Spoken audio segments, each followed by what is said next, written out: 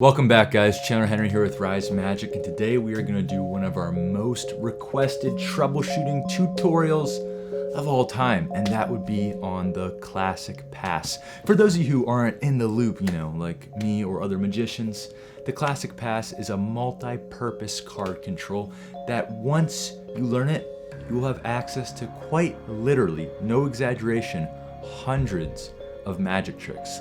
This tool, this SLEIGHT, is absolutely necessary to learn, and not learn, but learn the right way, because there's a lot of iffy instruction out there. I've personally been doing this move for over 7 years, and in this video, I not only am going to teach you the mechanics of it, like the legitimate, in-depth mechanics of how to move your fingers, but more importantly, almost more importantly, how to actually perform it in front of real-life human beings, not just a camera. There's a lot of focus with social media and everything about performing your sleights for just a camera. That's one angle. It's very easy to hide certain mistakes, certain movements when you're only performing for a camera. But when you have a crowd, a real life human beings, flesh and blood, Homo sapiens, surrounding you as you entertain them with magic, it's very important that you know how to do the SLEIGHT for real people. So in the first part of the tutorial, I'm going to go over the mechanics, and in the second part, I'm going to go over how to perform it in real life so that you never get caught, because I have never once gotten caught performing the pass once in my entire life. Right hand on the Bible, no one's ever seen my pass in real life. I'm dead serious. So I may not have the best pass in the entire world, but I think it's pretty freaking good. Pretty fudging good. Pretty phenomenal. It's a PH. Shoot. And on top of everything, I'm going to be showing you actual footage of me performing the pass in real life. So I'm going to show you those little intricacies so that you can pull it off even when you're not the best at it, because this move can seriously take years to master, but you can be doing it, in the next couple of days for people. Trust me. So let's hop into the mechanics right now. All right, guys, in order to give you this over-the-shoulder view, which I know is best for teaching, I have to straddle the camera, so forgive me for any awkward movements. I just want you to be able to see the move from the right angle, the exposed back end angle that only your eyes see, so that you can learn it the best. So in order to do the pass, you need to have a break in the deck. I'll show you exactly how I do it. There's multiple ways you can get to the break in the deck, but this is just how I do it.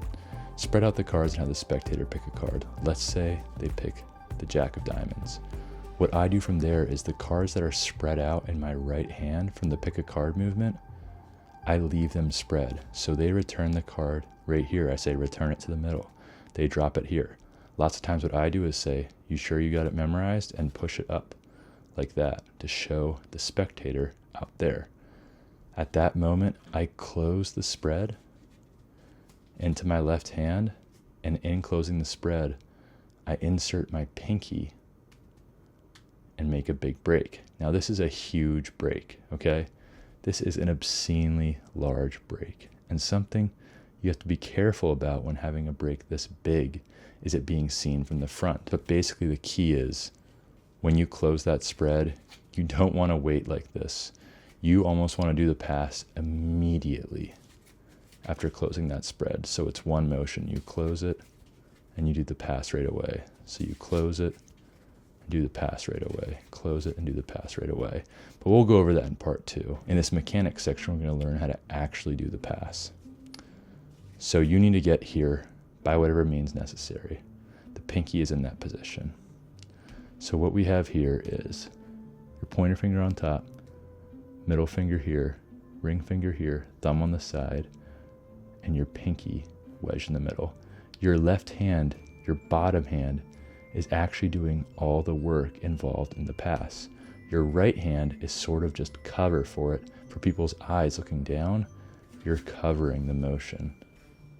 So if you see here, your pinky's here, your hand's covering the flapping motion that's happening.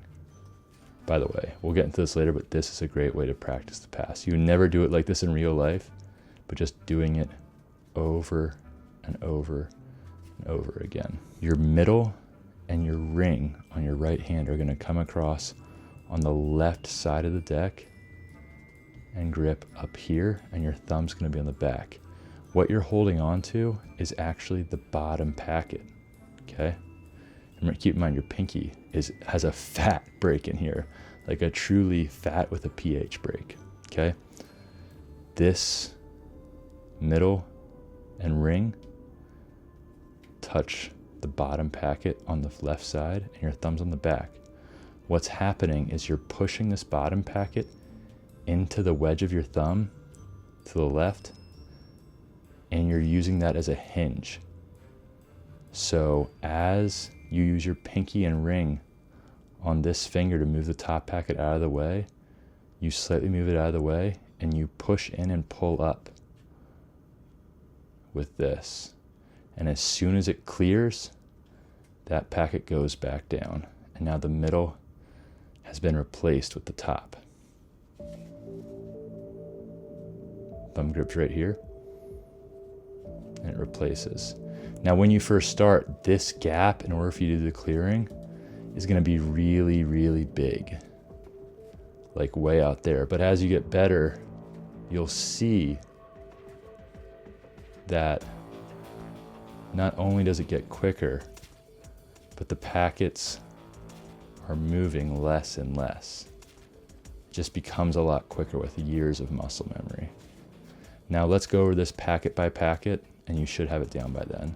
So if we remove this top packet from the whole situation, the bottom packet is being wedged into your thumb and replaced on top. So in your left hand, this is all that's happening with that bottom packet.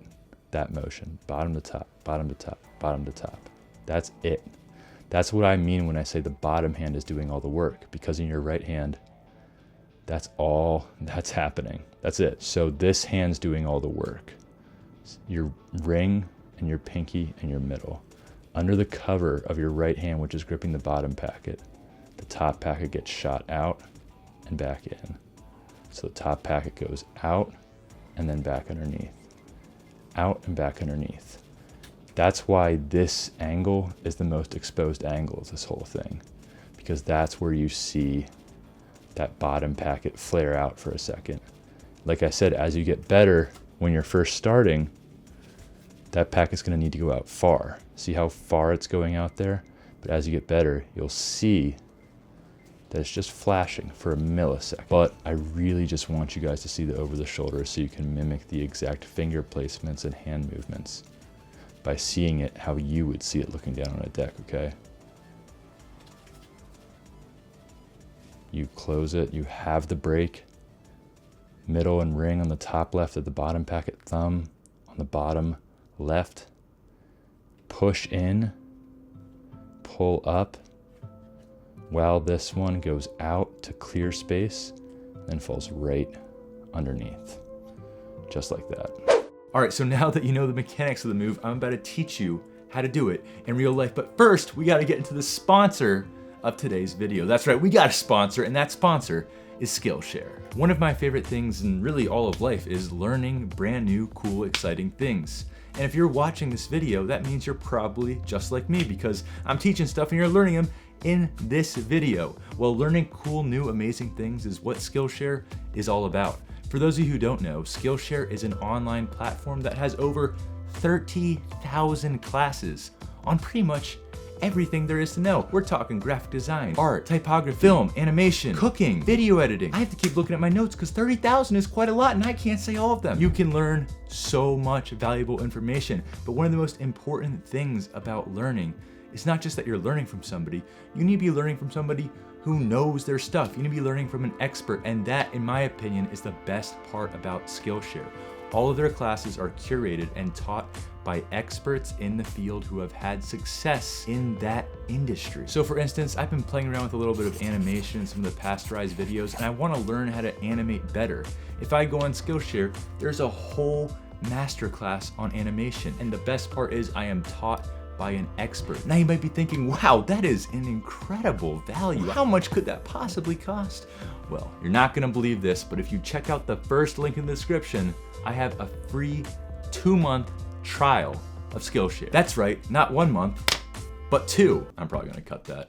So yeah, guys, do me a favor, do yourself a favor, learn some cool, new, exciting things with Skillshare today. Now let's get back to part 2 of the tutorial. Probably gonna cut that one too, and we'll learn more about the pass, like how to perform it in real life. All right, transition. All right, so now that you know the mechanics of how to do the pass physically with your fingers, here's how to do it for normal people. The first thing you have to keep in mind when performing this for real people is the break in the front. This break in the back is so fat. You have to keep in mind that this is what it looks like at the front, okay? One way I fix this is I make sure to not have the deck perfectly square, because if it's perfectly square, it's easier to see the break, okay? But if you spread it out, when you put it back on, you keep it all messy, it's hard to see any sort of break. Now, here's the important thing. I try not to obsess over the break at all, because I want you guys to execute the pass almost right away. Once you close it, you immediately execute the pass. Here's the most important thing I want you guys to know about the pass. No matter how good any magician's pass is, even if I can't see it, I'll still see the tiny little flash of motion in their hands, and I'll know when it happened. You do not need to focus on fooling magicians. You should focus on fooling laymen, your spectators, who you will actually be performing for.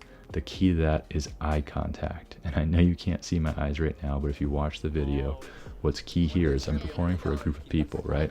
So I spread out the cards, and he picks a card, and I show him, I say, do you have this card memorized? He says yes, and I say, are you sure? And the moment I say, are you sure, he looks at me in the eyes. It's at that moment where I put it down the middle, close the cards on top, and do my pass. And right after the pass, I go immediately into a riffle shuffle that retains his card at the top.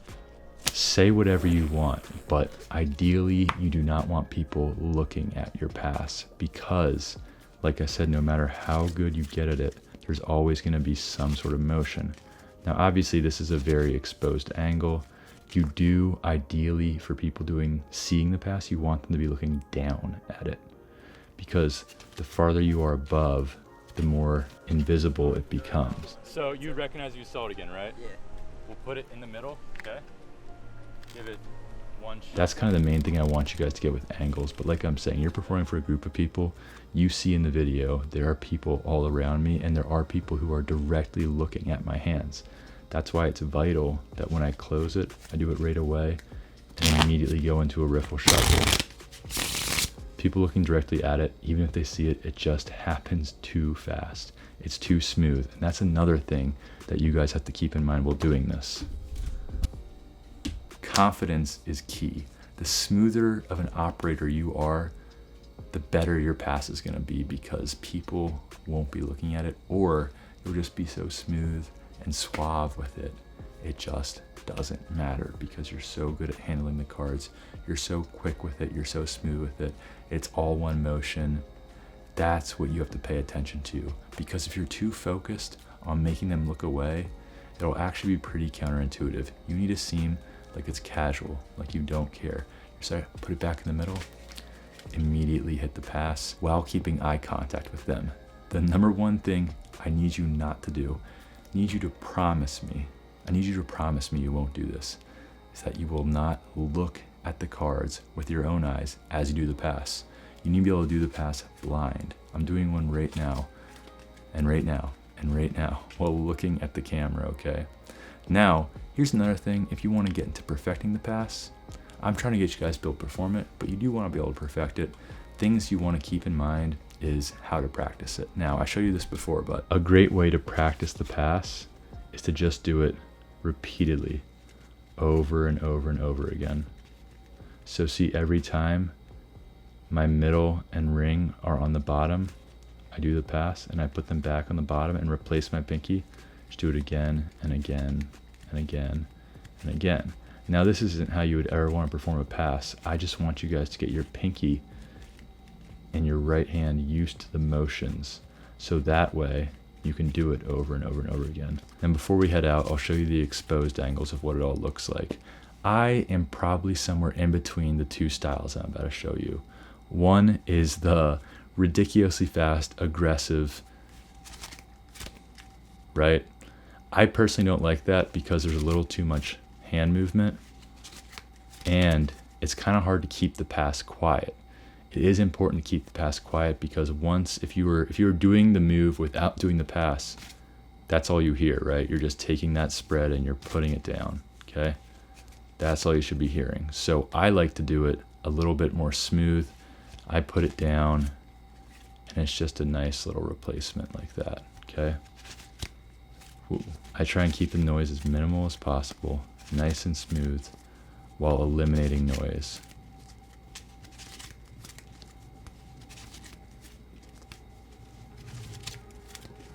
It is completely addicting to just do over and over and over again, and to try and get it as quick, as a minimal movement as possible.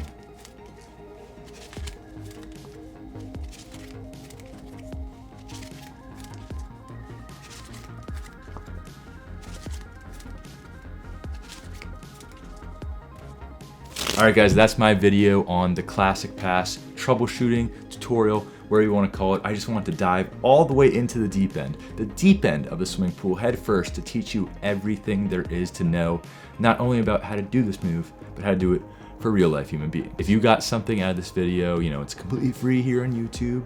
So, you could hit the subscribe button and really help us out. We like seeing that number go up because it makes me feel like people are actually watching it.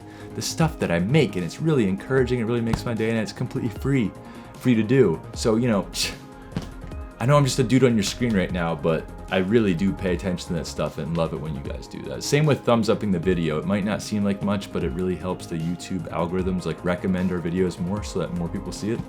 It would just be swell. It would be a great time. I would really, really enjoy it. So hey, if you want to do your one good deed of the day, I'm right here. All right, guys, that's pretty much it though. See you next time. Peace out.